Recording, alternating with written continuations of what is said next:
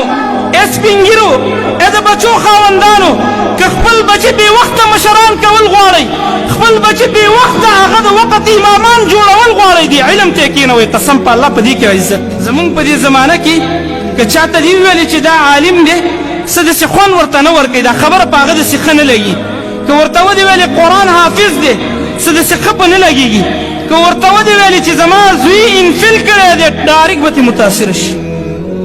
که ورته ودې ویلې چې زما زوی په نهم کلاس کې درسونه وایي سکول کې ډارک به ترې متاثره شي صحابه کرام به د هغه چا نه متاثره کېدل چې په چا کې به دین هغه کس به ورته ډېر ګران و چې د الله د کتاب سره به ډېر تعلق و علم به ورته زده نو د دې د وجه نه ورته وایي انه قارئ لکتاب الله د قرآن قاري دی ځکه مې مقرر وایي عمر فاروق رضی الله عنه چې واورېدل چې دا د قرآن قاري دی وی ویلې ځکه خو نبي علیه الصلاة والسلام فرمایلی دي ان الله يرفع بهذا الكتاب اقواما ويضع به آخرین الله د دې قرآن په وجه بعضې خلکو ته عزت ورکوي دا غلام دی د حیثیت په اعتبار سره کمزوری دی خو الله د علم په عزت باندې دا موره ورکړو او دلته عهده ورکړه د مکې والي مقرر شو د قرآن د وجه عبدالله ابن عباس رضی الله تعالی عنه په باره کې راځي عمر فاروق رضی الله تعالی عنه به د عبدالله ابن عباس رضی الله تعالی عنه سره ډېره مینه کوله ډېر محبت به ورسره کوو ځکه دا د عمر نه یو کشر صحابي و نبی کریم صلی الله علیه وسلم چې وفات شو د ده عمر 14 کاله و نو ده سره دا احساس پیدا شو چې ما د نبي علیه الصلاة والسلام سره لږ وخت تېر کړی دی ډېر حدیثونه مې نه دي یاد کړي راځه د الله د رسول د وفات نه پس به زه د احادیث یاد کړم د حدیثو د علم د زده کړې دپاره ووتل تر دې چې الله ته بهترین عالم بهترین مفسر تر دې چې ترجمان القرآن مفسر قرآن حبر هذه الامه د دې امت د ټولو نه لوی عالم په تفسیر کې عبدالله ابن عباس رضی الله تعالی عنه جوړ شو دا وایي کان عمر یحبه عمر فاروق رضی الله تعالی عنه به ما سره ډېره مینه کوله کله به چې عمر فاروق رضی الله تعالی عنه یو غټه شورا طلب کوله مشران صحابه به راغوښتل نو وایي زه به هم پکې راغوښتلم ما نه به عمر فاروق رضی الله تعالی عنه مشورې اخیستلې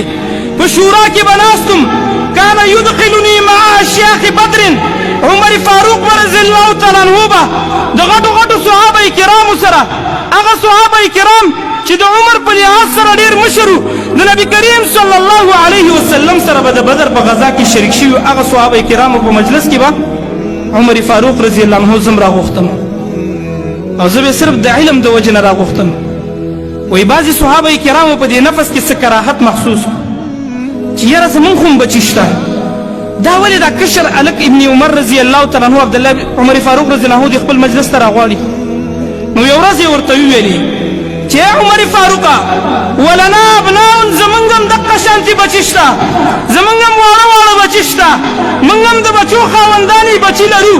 زمونږ بچي نه راغواړي دا ابن عباس ولې راغواړي دا ولې د مشرانو صحابه کرامو سره په دې مجلس کې ناست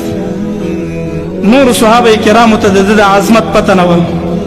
چې ده سره د دنیا عظیم ترینه ډیګري موجود ده دا د الله په کتاب باندې ډېر ښه پوهېږي نبی کریم صلی الله علیه وسلم ورته دعا هم کړې وه ځکه الله ورته دومره ښایسته علم ورکړ د قرآن دپاره د قرآن د تفسیر دپاره محمد رسول الله دته دعا کړې وه عمر فاروق رضی الله عنه یو ورځ صحابه کرام راوغوښته نو عبدالله ابن عباس رضی الله تعالی عنهما وایي زه هم راوغوښتم